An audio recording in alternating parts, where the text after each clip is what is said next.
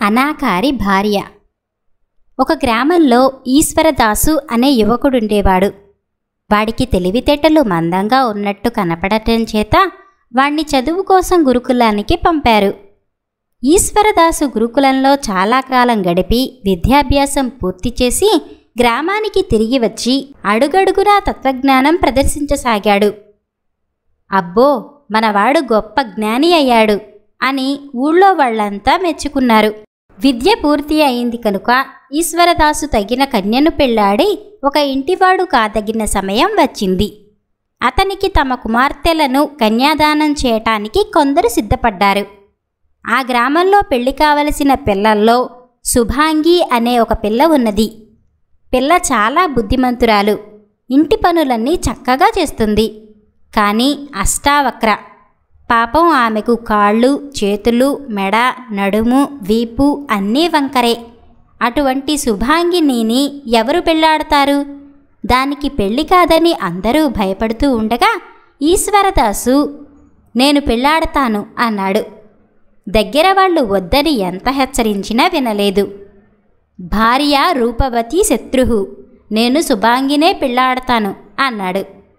ఆహా, ఎంత ధర్మాత్ముడు అన్నారు ఊళ్ళో వాళ్ళు. ఈశ్వరదాసుకు పెళ్ళైన కొద్ది కాలానికి అతడి తండ్రి పోయాడు. సంసార భారం ఈశ్వరదాసు మీద పడింది. అందుచేత అతను ధనాసకు పోకుండా తంబురా తీసుకుని తత్వాలు పాడుతూ ఊరంతా తిరిగి బిచ్చమెత్తి ఏ రోజుకు కావలసినది ఆ రోజుకు తెస్తూ ఉండేవాడు. ఒకరోజు తనను గురించి ఊళ్ళో వాళ్ళు అనుకునే మాటలు అతని చెవుల పడ్డాయి. పాపం దాసు చాలా యోగ్యుడు. ఏరికోరి అష్టావక్రను చేసుకున్నాడు. కిందటి జన్మలో కన్యాదానం చేసి ఉండడు. ఈ మాటలలో దాసుకు నిజం ఉన్నదనిపించింది. కన్యాదానం చేసుకున్న వారికి చక్కని భార్యలు, అన్నదానం చేసుకున్న వారికి కడుపు నిండా తిండి దొరుకుతుందని అతను చదువుకున్నాడు. అయిన వాళ్ళు వద్దని చెబుతున్నా వినక అష్టావక్రను పెళ్లాడాడు. బుద్ధి కర్మానుసారిణి అనుకున్నాడు ఈశ్వరదాసు. అయితే అన్ని వక్రాలు సరిచేసే ఈశ్వరుడున్నాడు. ఈశ్వరుణ్ణి గురించి తపస్సు చేస్తే ఆయన మెచ్చిన తన భార్యను దివ్యసుందరిగా చేయగలుగుతాడు. ఈశ్వరుడు ఎక్కడున్నాడు? తన హృదయంలోనే ఉన్నాడు. శివోహం అనే దివ్య మంత్రాన్ని తన గురువుగారు ఎంతగానో వివరించి చెప్పారు.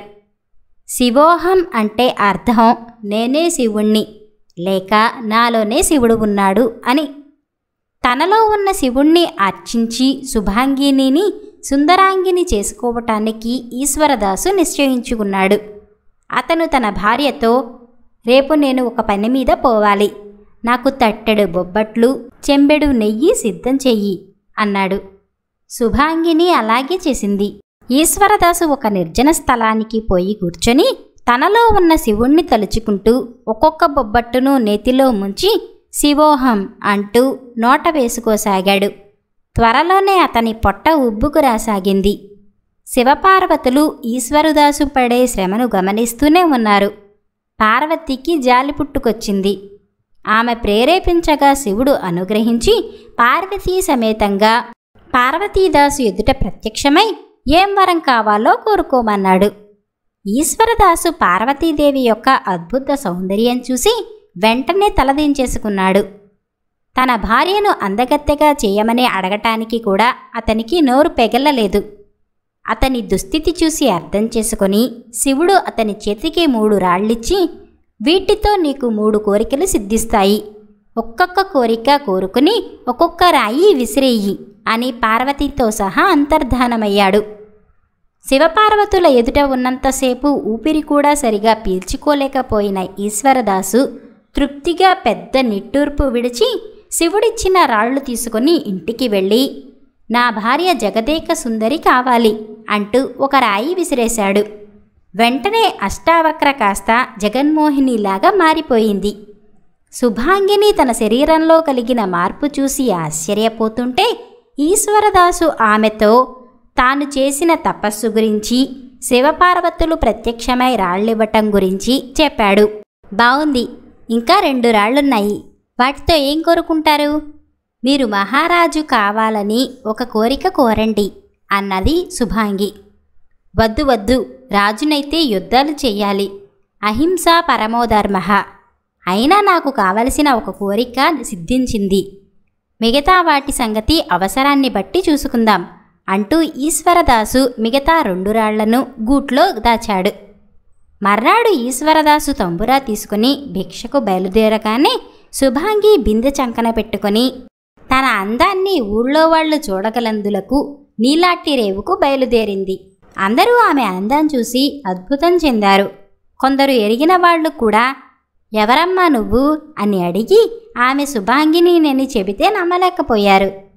దారిలో ఆగి పలకరించిన వాళ్ళందరితోనూ చాలాసేపు మాట్లాడుతూ శుభాంగి చాలాసేపటికి నీలాటి రేవు చేరింది.